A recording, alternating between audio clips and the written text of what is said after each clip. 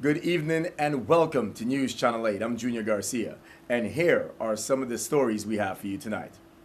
We have election results and reactions from some of the winners. Good news coming out of Haiti. We have details in your Caribbean report and highlights from this year's chili cook-off. These stories and more are up next on News Channel 8.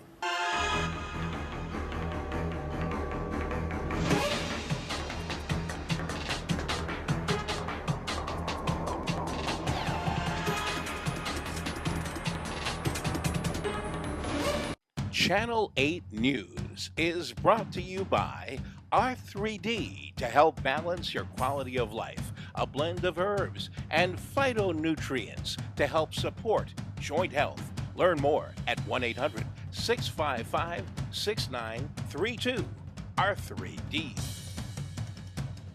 In tonight's top story, despite the inclement weather conditions, voters came out to exercise their right to vote in the Democratic primary election. In the gubernatorial race, it's Donna Christensen winning that race with 3,016 votes.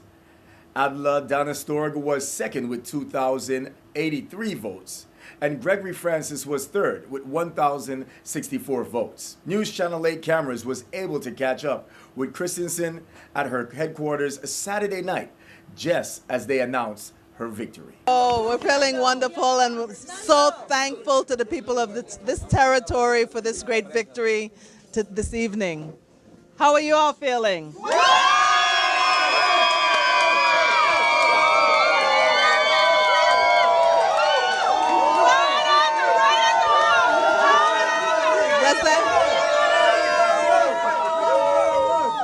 Does that answer? Does that answer your question? Number one. We're great. Number one. Number one. Number one. Number one. Yes. Number one. So I want to just thank the people of this territory for their vote of confidence once again. And we look forward to coming back out and running the next half of this, next leg of this race and winning in November. That's right. Not for Basil and I, but for the people of this territory. And I want to congratulate all the winners. I want to congratulate everyone who ran and offered themselves in services to this community. And there are many ways in which I know that they will continue to serve. I want to say a special thank you and a special shout out to those who ran in the primary with me. Yes. And we want to invite you to join us.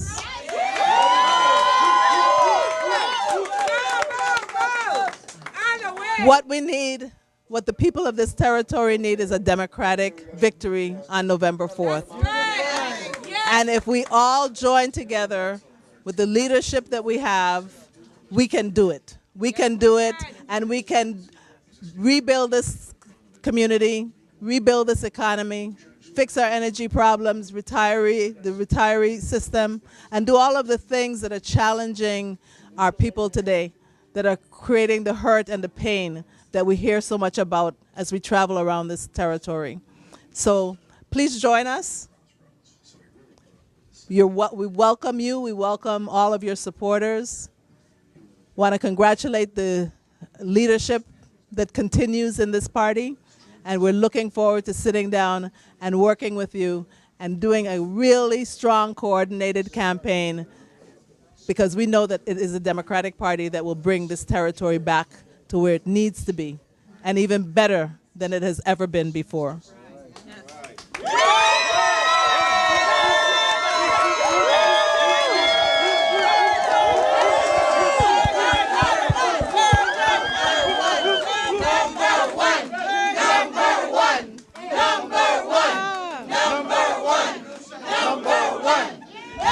Well, next up for Christensen and Otley team is the general election, where they will face Kenneth Mapp, who received 47% of the votes in last election. Mapp had goodwill toward the Christensen team and looked forward to the upcoming race. I want to use this opportunity to congratulate all of the winners in the primary election of yesterday, territorially, all the candidates for the Senate in the Democratic Party, and and the delegate to Congress and the gubernatorial race. And we know now we're going to have a spirited campaign and discussion on the issues affecting the beautiful Virgin Islands. So I certainly look forward to it. And thank you so much for giving me this opportunity to be heard. In the nomination for delegate to Congress, St. Croix attorney Stacey Plaskett punched her ticket with 4,224 votes. Sean Michael Malone was second with 3,487 votes, and Emmett Hansen was third with 664 votes. We spoke to Plaskett over the phone about her victory. I just want to say that I'm overwhelmed and I'm completely very, very grateful and thankful to the people of the Virgin Islands for the responsibility that they've entrusted to me, the Democrats, in being their nominee for the delegate to Congress position. I just wanted to thank my supporters, along with the volunteers, particularly the campaign workers who were out at the polls that day, and especially the voters who really came out in very good numbers in such a terrible weather on Saturday to exercise their civic responsibility. I just thought that that was an amazing show of people's commitment to the Virgin Islands, and I want to demonstrate that same commitment in being the Democratic nominee and then going on to winning the position of delegate to Congress in November in the general election. You know, I'm very aware that we're in very crucial times and we're in a crisis situation, but I'm really committed to the notion, to the idea that our crisis can be our greatest opportunity. And so I am looking forward to hearing from so many Virgin Islanders as we continue on the campaign trail and really expressing the ideas and the passions that I believe the people most want to hear about. I have to thank my family who have been very, very good and behind me in this, as well as the campaign workers and my supporters and those individuals who voted for me, and even those individuals who did not vote for me but who came out in such the weather as it was on that day to be great Virgin Islanders by maintaining their responsibility and their to cast a vote on such a terrible weather. You know, I'm just particularly, I'm so proud of all the Democratic candidates who put themselves out to the public and offered themselves in public service to really bring these Virgin Islands forward in what I believe to be our new chapter. I particularly, of course, wanted to congratulate all of the Democratic winners who will be going on to the general election and working with those individuals as we move forward. And I wanted to thank Senator Sean Michael Malone and former Senator Emmett Hansen for a spirited campaign, and I'm thankful for that, and I'm grateful that we are moving on into the general election now. In the St. Croix Senate primary race, two candidates who have never ran for office before got the first and second places votes for the Democratic Party candidates. Primary election 2014, Legislature of the Virgin Islands, St. Croix. Kurt VLA at 2,896 votes. Norvell E. Francis Jr., 2,716 votes. Samuel Sanas, 2,035 votes. Neville James, 2,149 votes. Kenneth Kenny Gittins, 2,189 votes. Diane Capehart, 1,333 votes. And Malcolm McGregor, 1,719 votes. Kurt VLA stopped by our studios today to give us reactions on his win. It was a very, very good race. I am so humbled and overwhelmed by the tremendous support I received on Saturday. It was outstanding. But before I even thank the community, I really want to thank my co-workers, the people who work on my core committee, my campaign chair, my co-campaign chair, Richard Wright, and Wanda VLA, and especially thank the people of St. Croix just for the wonderful support that they have displayed in me. And I am going to continue this fight, and I'm hoping to be successful come November. I got almost 3,000 votes, and it was a rough day. The morning started out really bad with all the rain and the wind, but there were a lot of determined individuals on St. Croix that came out to vote. Some 40% of registered voters on St. Croix came out, registered Democrats, and only 27% of registered Democrats in St. Thomas came out. So I think the people are looking for change, and I think I'm one of those individuals that represent change, and they have put that faith in me, and I'm going to work 100% with effort and to make sure that I do the job that they expect me to do. And on St. Thomas, St. John, the Senate race was close between three candidates vying for the 7th spot. Primary election 2014 Legislature of the Virgin Islands for St. Thomas, St. John. Clifford Graham, 2,413 votes. Myron D. Jackson, 2,132 votes. Gene Ford, 1,915 votes. Jeanette Millen Young, 1,876 votes. Donald Dux Cole, 1,757 votes. Marvin A. Blyden, 1,622 votes. And Justin Harrigan Sr., 1,793 votes. Stay tuned. We have more news right after this. This is News Channel 8.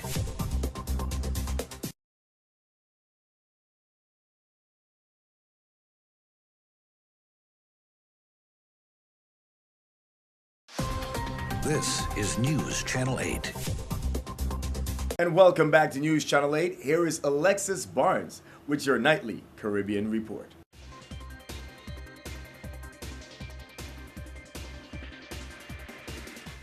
Thank you, Junior. Jamaican police are investigating an incident that led to a shooting of 3 individuals in Kingston late Sunday afternoon. The shooting took place in the busy intersection of Halfway Tree Square shortly after 2 p.m. when police report 33-year-old Kevin Dunshee disarmed a traffic cop and began shooting randomly as pedestrians and motorists ran for cover. Believed to be of unsound mind, Dunshee was eventually taken down after being shot in the leg, thigh, and buttock by another police officer. The 3 civilians injured were taken to the hospital for treatment and are in stable condition. Venezuela is gearing up to pass a new law to combat discrimination against people living with HIV/AIDS in a country where the epidemic claims nearly 4,000 lives and infects 11,000 mainly young people every year, including increasing numbers of women. HIV-related stigma and discrimination are the main barrier in the fight against this epidemic all around the world, said Alejandro Correo, the Joint United Nations Program on HIV/AIDS official in Venezuela, told IPS. The bill guarantees HIV-positive people equal conditions in terms of the right to work and hold public office, to education, healthcare, confidentiality about their health status, and respect for their private lives. It also states that having AIDS cannot be grounds for the suspension of paternity rights, while establishing that families are responsible for caring for and protecting people living with HIV. Finally tonight, Haiti will soon be welcoming a multi-million-dollar new cruise port project with Carnival Corporation. In a milestone for Haitian tourism, according to Haiti's Prime Minister Laurent Lamothe, Carnival announced that it signed a memo of understanding to develop a $70 million destination cruise project. The port will be located on Tortuga, an island off Haiti's northern coast, and would mark the second major port in Haiti after Royal Caribbean's port in Labadie. 900 direct and indirect jobs would be generated on the island, according to David Candib, Vice President of Development and Operations for Carnival Corporation's Global Port and Destination Development Group. In a statement to Caribbean Journal, Candib said, "The project will be an anchor for further development on the island. We are working together with the Haitian people and government to build Tortuga into popular and economically sustainable Caribbean destinations." Always great to hear of new development in the Caribbean. This has been tonight's Caribbean Report. I'm Alexis Barnes. Join me tomorrow for more news and views from in and around the Caribbean. Back to you, Junior.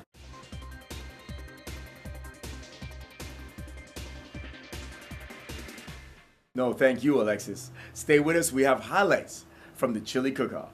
This newscast has been sponsored by Mario's Virgin Crystal. Let us save you the hassle of lugging those jugs around. Purified bottled water conveniently delivered to your home or office. Also available in your favorite grocery store. Call 773-2810. This is News Channel 8.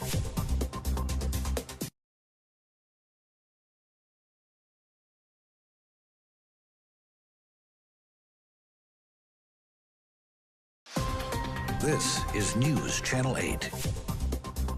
And finally tonight, the 13th annual United Way Chili Cook-Off. As a board member of United Way, I can see the change today due to the effect of the economy. It's really a great change. We can see how Jovensa is missed, terribly missed. But all in all, we're successful for whatever we get. And we have to pray to the good Lord that things change. Some of the good things United Way to support the different agencies? Well, as you know, we support the Catholic Social Services, the Boys and Girls Club, Civilian Patrol, and many other organizations we support in this community. So the money that we make doesn't stay with United Way, it goes right back into the community. And that's the good thing about United Way. Our money doesn't go just in salaries. Our salaries, only one person on is paid there. So we're satisfied and happy with what we're doing in the community. I was here because of the chili tasting portion of it. We did some interesting tasting. All of it was very good. However, there could only be one winner. And we came up with a winner, and we're happy to say that I really believe that the entire group actually came out with one person or one team that did the best, created the best chili. So that's why I'm here.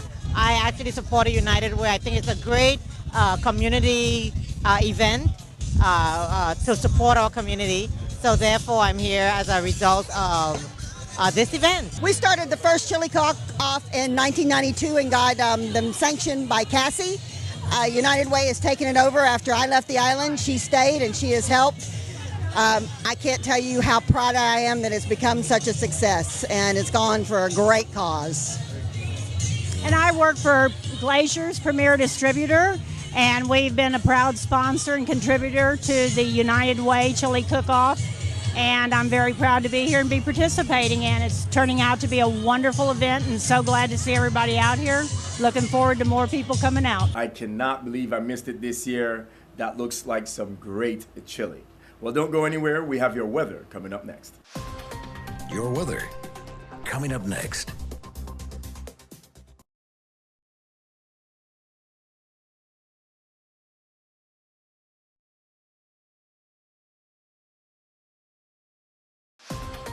Your weather. And here's a look at your local weather. Tonight there'll be isolated showers, then showers likely and possibly a thunderstorm after 8 p.m. Mostly cloudy with a low around 81 degrees. Chance of rain is 60%. On Tuesday, scattered showers and thunderstorms are expected, mostly cloudy with a high near 89. Chance of rain is 40%. Tuesday night brings more showers, partly cloudy with a low around 78. Chance of rain is 40%. On Wednesday, scattered showers with thunderstorms also possible afternoon. Mostly sunny after that with a high near 88. Chance of rain 40%.